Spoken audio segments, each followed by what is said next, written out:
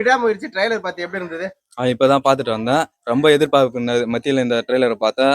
ரொம்ப இதுவா இருந்தது. எனக்கு வந்து ரொம்ப பிடிச்சிருக்கு. அதுல வர தல சீன் ஒரு சீனும் எனக்கு ரொம்ப பயங்கரமா இருக்குது. 2 த்ரிஷாவும் அஜித்தும் வந்து சூப்பரா நடிச்சிருக்காங்க. 2 பேருக்கும் வந்து ரொமான்டிக் சீன்லாம் பயங்கரமா இருக்குது. இப்போ வந்து விடாமுயற்சி ட்ரெய்லர் பார்த்தீங்களா எப்படி இருந்துச்சு? முயற்சி அது வாழ்க்கையில பார்க்காத முயற்சி அது.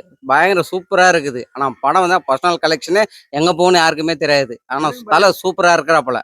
ட்ரெய்லர் பார்த்தீங்களா? நான் பார்த்தேன் சார். எப்படி இருந்தது? சூப்பரா இருக்கு சார். அஜித்தை கடவுள்னு பார்த்தனா நிறைய பேர் சொல்லிட்டு இருக்காங்க. அதை பத்தி உங்க கருத்து என்ன? இந்த மாதிரி பார்த்தீங்கன்னா எந்த தலைவரும் சொல்ல மாட்டாங்க. இப்போ பார்த்தீங்கன்னா தல சொல்லியிருக்காரு. அவருக்கு வந்து வாழ விடுதுன்னு சொல்லுவாரு எப்பயுமே. அதுக்கு ஏத்த மாதிரி பாருங்கன்னா அஜித் வாழ்க விஜய் வாழ்க சொல்லாதீங்க. நீங்க எப்போ வாழ போறீங்கன்னு கேட்டிருக்காரு. அது வந்து எல்லாரும் வரவேற்கிறோம். விடாமுயற்சி பொங்கலுக்கு வந்திருந்தா எப்படி இருந்திருக்கும் நினைக்கிறீங்க?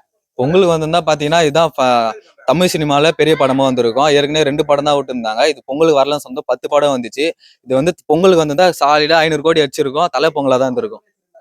அது பாத்தீங்கன்னா இப்ப இந்த கதைக்கு ஏத்த மாதிரி தான் வச்சிருக்காரு. அது கம்பேக் கொடுக்குற மாதிரி சொன்ன எல்லார் வாயிலையும் கை வச்சு பாக்குற மாதிரி இப்ப குட் பேட் அகிலில பாத்தீங்கன்னா லுக் எல்லாம் பயங்கரமா இருக்கு. ரொம்ப பெரிய கம்பேக் கொடுத்துருக்காரு. நீ குட் பேட் அகிலி படமா இருக்கு. விடாமுயற்சி படம் எத்தனை கோடி வரும்னு நினைக்கிறீங்க? சாலிடா 500 கோடி அடிக்கும்னு நினைக்கிறேன். இப்ப 2025 பாத்தீங்கன்னா இதுதான் பெரிய படம் பாக்குறதுல தலை படம் வருது.